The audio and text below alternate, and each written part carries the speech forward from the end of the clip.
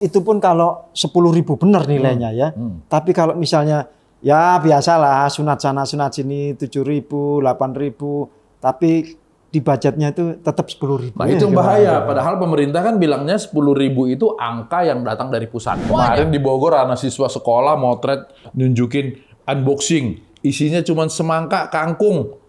Dimarahin sama sekolah, dipanggil. Pilpres sudah lewat, pilkada sudah jalan.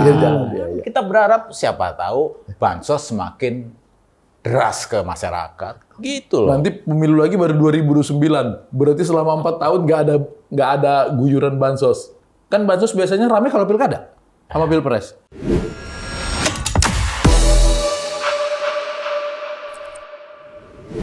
Apalagi Ed?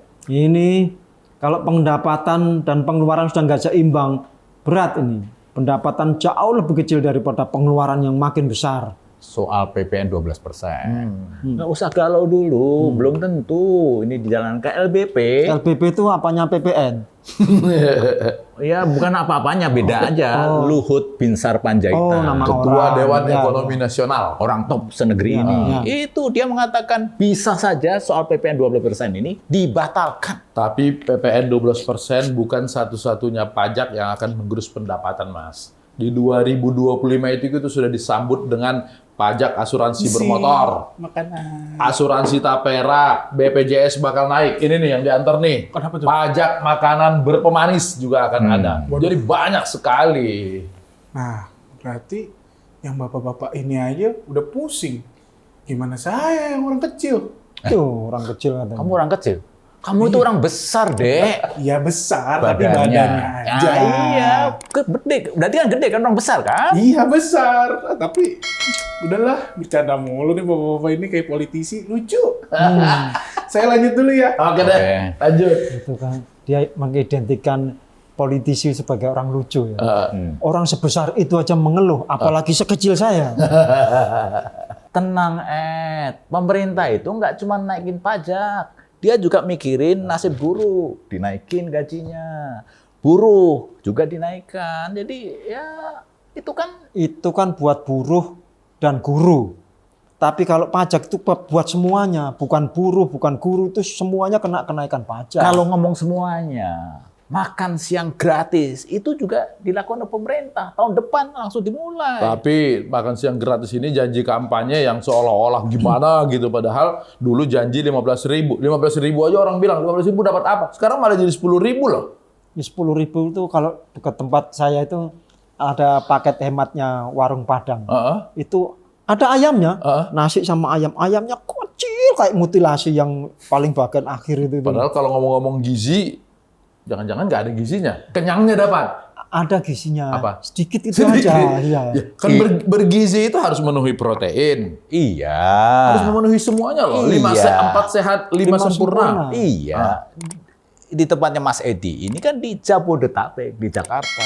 Jangan-jangan di daerah 10.000 itu udah melimpah ruah gizinya. Jangan mikirin cara berpikir orang kota besar. Itu kalau di daerah-daerah yang kecil-kecil mungkin Solo, Jogja itu makanan murah bisa. Tapi kalau di Papua sana itu makanan mahal loh. Di luar Jawa itu mahal. Telur bergizi memang. Tapi masa pagi telur dadar, siang telur rebus, malam telur ceplok. Kan maksudnya telur terus kan lama bosan kita. Itu pun kalau 10.000 benar nilainya ya. Tapi kalau misalnya ya biasalah sunat sana sunat sini 7.000, 8.000, tapi di budgetnya itu tetap 10.000. Nah itu yang bahaya. Padahal pemerintah kan bilangnya 10.000 itu angka yang datang dari pusat.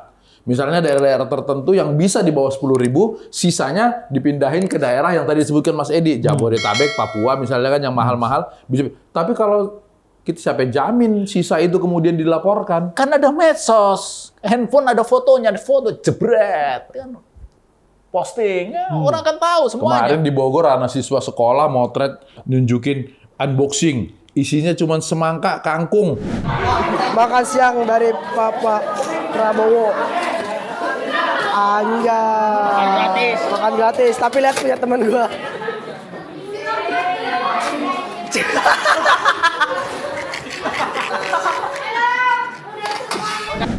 Dimarahin sama sekolah, dipanggil. Lumayan kalau cuma dimarahin sekolah, kalau kena undang-undang ITE. Ya, rakyat kan memang tugasnya berjuang. Nah, Pemerintah? Ya berjuang juga. Ya.